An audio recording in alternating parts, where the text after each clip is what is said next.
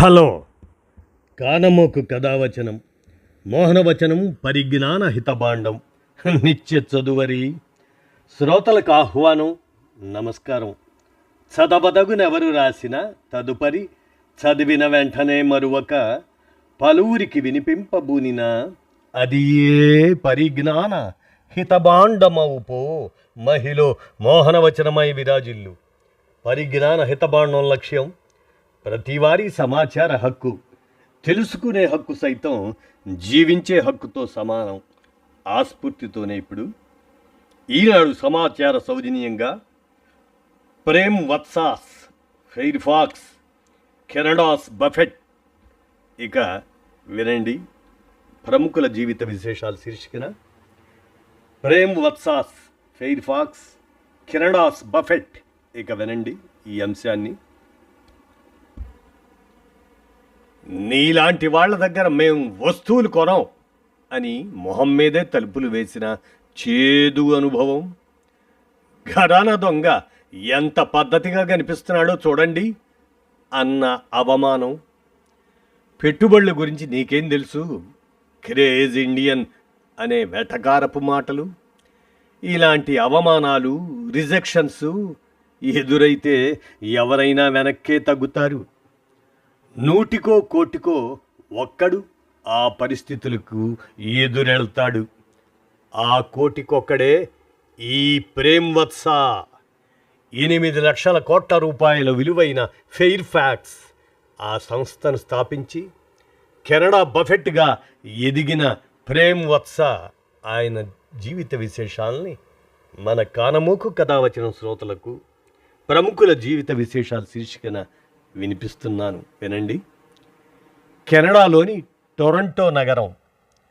ఇంటర్వ్యూకి ఇంకా 20 నిమిషాలే ఉండటంతో ఫైల్ పట్టుకొని పరుగులాంటి నడకతో హడావుడిగా వెళ్తున్నాడు 24 ఏళ్ల ప్రేమ్ వత్స. అతని మనసంతా ఇంటర్వ్యూలో అడగబోయే ప్రశ్నల చుట్టూ తిరుగుతున్న సమయంలోనే దొంగ దొంగ దొంగ పారిపోతున్నాడు, పట్టుకోండి పట్టుకోండి అనే మాటలు వినపడ్డాయి.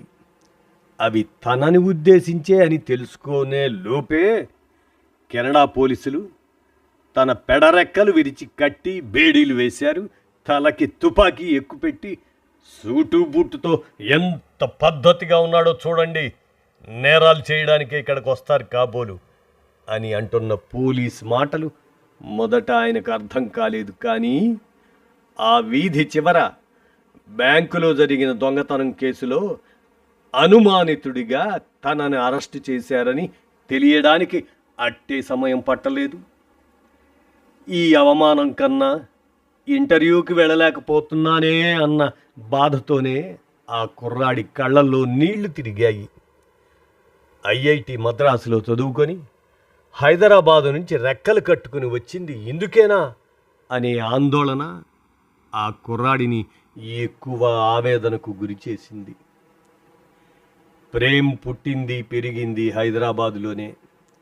తన తండ్రి మనోహర్ వత్స చిన్నతనంలోనే తల్లిదండ్రులు చనిపోతే బంధువుల దయాదాక్షిణ్యాలతో చదువుకొని తర్వాతి కాలంలో హైదరాబాద్ పబ్లిక్ స్కూల్కి ప్రిన్సిపల్గా సేవలందించారు ఆయన.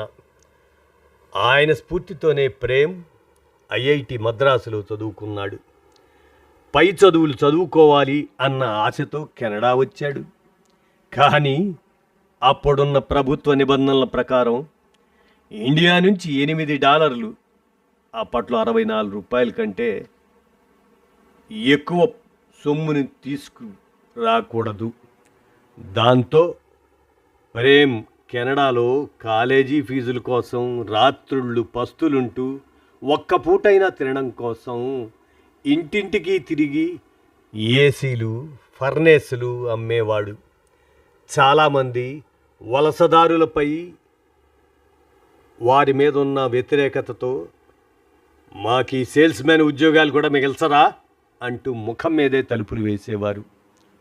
ఒకరోజు అలానే కాళ్ళు అరిగేలా తిరుగుతూనే ఆఖరి ప్రయత్నంగా ఒక ఇన్సూరెన్స్ కంపెనీ మేనేజర్ ఇంటి తలుపు తట్టాడు మన ప్రేమ్. ఆ తలుపు తీసిన అతను ప్రేమ్లో ఒక సేల్స్మెన్ కాకుండా తెలివైన ఇన్వెస్టర్ కనిపించాడు. దాంతో మా కాన్ఫెడరేషన్ లైఫ్ ఇన్సూరెన్స్ కంపెనీలో ఖాళీలున్నాయి, రేపే ఇంటర్వ్యూకి రా అంటూ ఉద్యోగ అవకాశం ఇచ్చాడు ఆ పెద్ద ఆయన. అప్పటికే ఎంబీఏ చదివి ఐబిఎం వంటి సంస్థల్లో రిజెక్ట్ అయి నిరాశలో ఉన్న ప్రేమ్కి ఇదో మంచి అవకాశం అనిపించింది. ఆ ఇంటర్వ్యూకి వెళ్తున్నప్పుడే పోలీసులు అరెస్ట్ చేశారు. ఇలా ఆ దొంగ తను కాదని తెలిసి వెంటనే వదిలేశాక ఆ అవమానాన్ని పంటి కింద భరించి ఆలస్యమైన ఆ ఇంటర్వ్యూకి హాజరై అధికారులకి అసలు విషయం చెప్పాడు. అంత ఒత్తిడిలోనూ ఏమీ జరగనట్టుగా ప్రశాంతంగా ఉండటం వాళ్ళకు నచ్చింది. ఎందుకంటే షేర్ మార్కెట్లో పెట్టుబడులు పెట్టే వాళ్లకు ఉండాల్సిన ప్రథమ లక్షణం అదే కాబట్టి సెలెక్టెడ్ అనేశారు ఇతన్ని. అలా కాన్ఫెడరేషన్ లైఫ్ ఇన్సూరెన్స్లో చేరిన ప్రేమ్కి బాస్ ఇచ్చిన మొదటి సలహా, వారన్ బఫెట్ ఏటా రాసే వార్షిక నివేదికలు చదువు అని.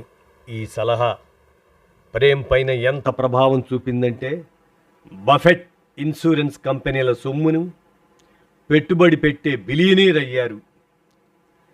నేను కూడా బఫెట్లా ఎదగాలి అని గట్టిగా నిర్ణయించుకున్నాడు.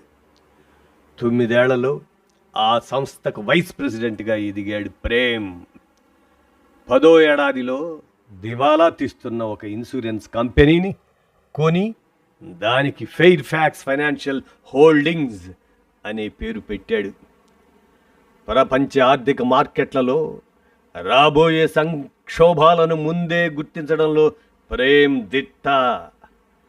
ఆ అనుభవంతోనే 2008లో వచ్చిన ఆర్థిక మాంద్యాన్ని ముందే అంచనా వేసి తగిన జాగ్రత్తలు తీసుకున్న ప్రేమ్ ఫెయిర్ ఫ్యాక్స్ని లాభాల బాట పట్టించి కెనడా వారన్ బఫెట్ అనిపించుకున్నాడు.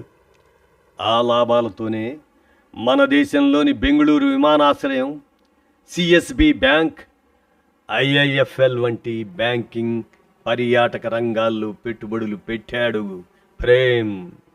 ప్రపంచంలోని వివిధ దేశాల్లో పెట్టుబడులు పెట్టిన ప్రేమ్ వత్స ఫెయిర్ ఫ్యాక్స్ విలువని దాదాపు 8 లక్షల కోట్లకి తీసుకెళ్ళాడు.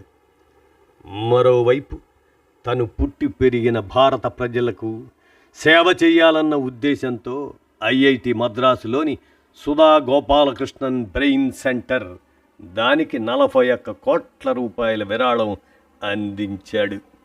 Fair fax India charitable foundation స్థాపించి దేశంలోని కిడ్నీ సమస్యలతో బాధపడుతున్న పేదలకి డయాలసిస్ సెంటర్ల ద్వారా సేవలు అందిస్తున్నాడు అతను.